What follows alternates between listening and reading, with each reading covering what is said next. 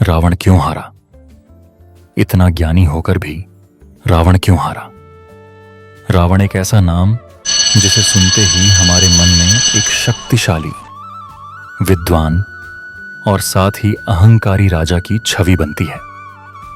लेकिन सवाल यह है कि जब रावण इतना ज्ञानी, शिव भक्त और शक्तिशाली था तो आखिर वह हारा क्यों? रावण कोई साधारण व्यक्ति नहीं था। वह वेदों और शास्त्रों का ज्ञाता था, एक महान शिव भक्त था और उसके पास अपार शक्ति थी। उसके पास सोने की लंका थी, विशाल सेना थी और असाधारण बुद्धि भी।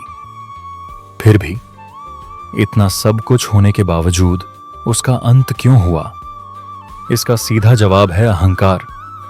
जब इंसान के पास ज्ञान और शक्ति दोनों होते हैं तो वह खुद को अजेय समझने लगता है।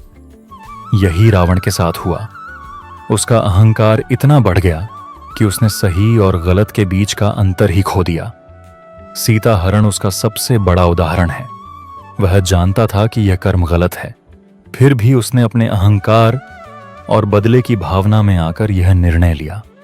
यही वह क्षण था जहां से उसके पतन की शुरुआत हो गई।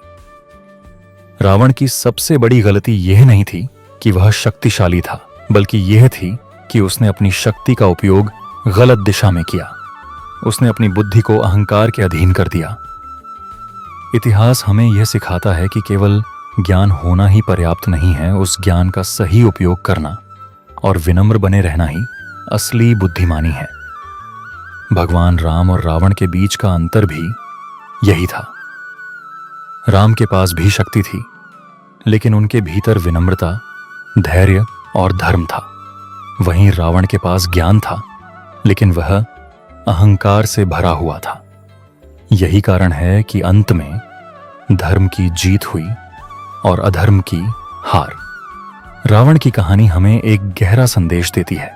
चाहे आप कितने भी ज्ञानी या शक्तिशाली क्यों न बन जाएं, अगर आपके अंदर अहंकार आ गया तो आपका पतन निश्चित है।